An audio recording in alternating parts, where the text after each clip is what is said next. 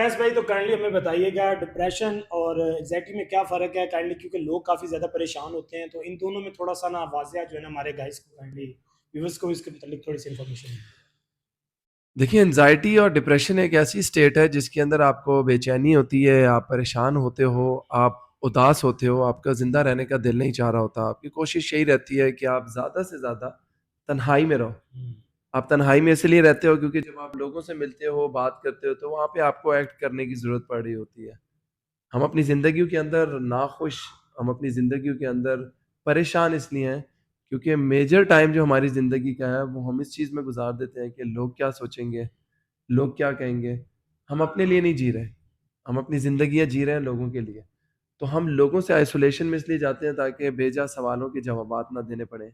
ہمیں لوگوں سے ملنے کے بعد ان کو مطمئن کرنے کے لیے وہ والا فساد، وہ والا چہرے کا کلر اور وہ اسمائل ویئر نہ کرنی پڑے جو ہم یوزولی تنہائی میں اوائڈ کر رہے ہیں۔ ایموشنز ہوتے ہیں، فیلنگز ہوتی ہیں، ہم بیسیکلی انسان ہیں۔ جو چیز روبوٹ سے انسان کو ڈفرینٹ کرتی ہے they are emotions and feelings, کیونکہ جو مشینز ہوتی ہیں ان کے پاس احساسات نہیں ہوتے۔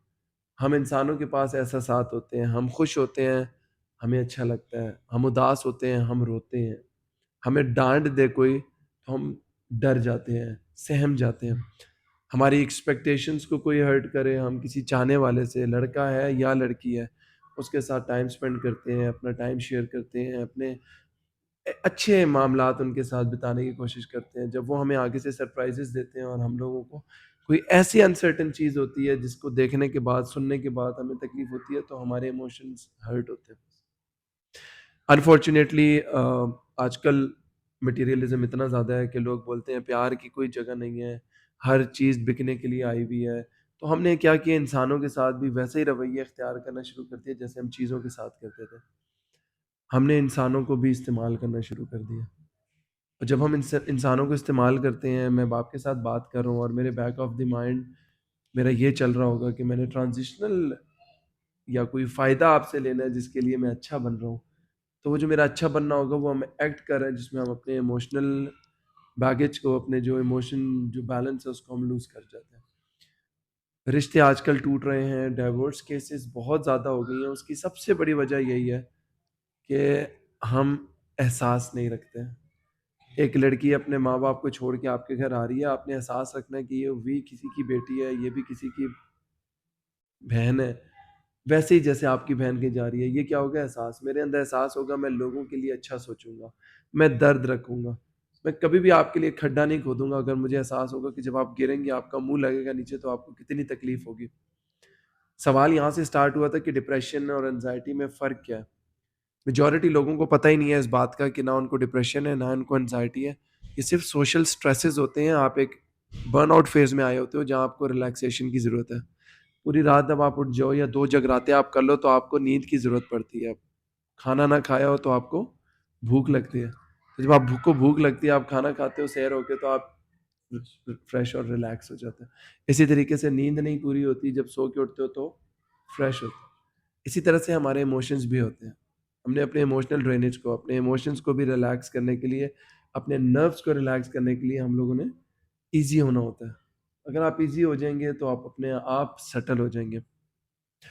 ڈپریشن بیسیکلی ایک ایسی انسرٹن سچویشن ہو جاتی ہے کہ جب آپ اپنے پاسٹ میں جاتے ہو اور ایک غم زدہ کیفیت میں رہتے ہو، آپ کو تکلیف ہوتی ہے، کوئی ایسی سچویشن آپ کے ساتھ پاسٹ میں ہوئی ہو، جیسے آپ نے اپنا پاسٹ مجھے بتایا کہ آپ ایک آرفنیج ہاؤس میں رہے ہو۔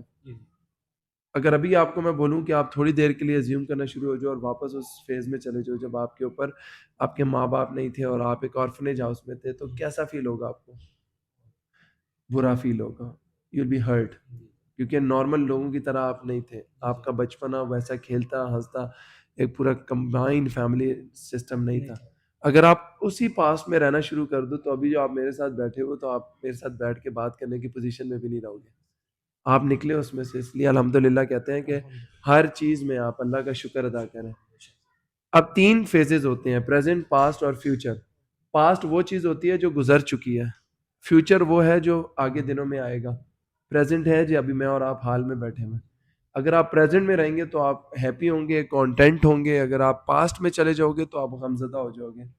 کیونکہ جب بھی آپ اپنے پاس میں جاؤ گے تو کوئی بھی خوش نہیں ہوگا. ہمیشہ پاس میں جا کے ہم یہی سوچتے ہیں کہ کاش، اگر، مگر، تو آپ اداس ہو جاؤ گے. اب آپ نے بولا انزائٹی کیا ہے؟ انزائٹی ایک خوف کا نام ہے.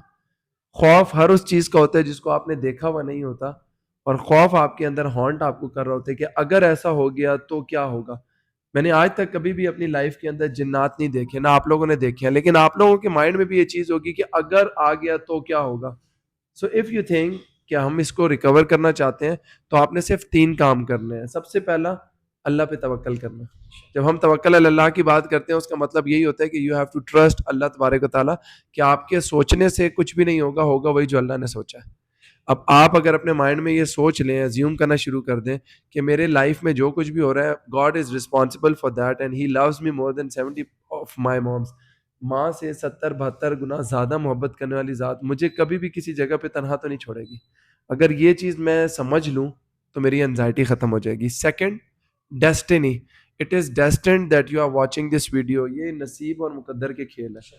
اگر آپ نصیب اور مقدر کے کھیلوں کو سمجھ لو گے تو آپ بھاگنا چھوڑ دو گے. آپ بھاگ نہیں سکتے. ایک بند کمرے میں آپ ایک پپٹ کی مانند ہو، جو آپ کے لیے رول پلے ہو رہا ہے، جو آپ کے ساتھ ہو رہا ہے، یہ سب آپ کے مقدر اور تقدیر کا حصہ ہے. اب اگر مسلمان ہیں آپ اور آپ سن رہے ہیں میری بات، تو آپ کے پاس ایک ٹول ہے جس کو دعا بولتے ہیں. آپ دعا سے اپنی تقدیر، موت، مقدر، نصیب سب بدل سکتے ہیں. سو اچھی تقدیر، اچھے نصیب کی دعائیں کرنا شروع ہو جائیں، لیکن یہ دعائیں ہاف ہارٹیڈلی نہ ہو. ان دعاؤں میں کہیں بھی شکوہ نہ ہو. ان دعاؤں میں آپ اللہ تعالیٰ کے سامنے ریپینٹ کر رہے ہو، اللہ کے سامنے جھک رہے ہوں، اور آپ کے لہجے کے اندر ایک رسپیکٹ کا عنصر لازمی رہے کہ اللہ تبارک و تعالیٰ کی ذات از the creator of the universe. He is the ultimate sovereign power. So he can get you out of any situation. تو آپ نکل سکتے ہو. اور آخری سب سے امپورٹنٹ چیز جو میرے والدین نے مجھے بتائی ہے، میں آپ لوگوں کے ساتھ شیئر کر رہا ہوں، وہ ہے آپ کی سوچ.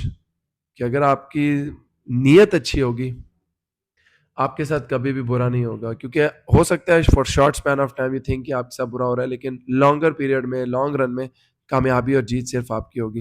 مثبت سوچیں. Think positive to make things positive. اگر آپ گمان اچھا رکھو گے تو آپ کو اچھا ملے گا.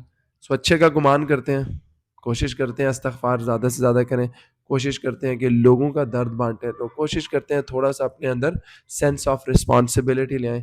یہ ویڈیو بنانے کا مقصد بھی یہی ہے کہ میں آپ لوگوں کو اس دلدل سے نکالوں جہاں آپ کو لگتا ہے آپ کا کوئی نہیں ہے، لیکن آپ کا بھائی آپ کے ساتھ ہے.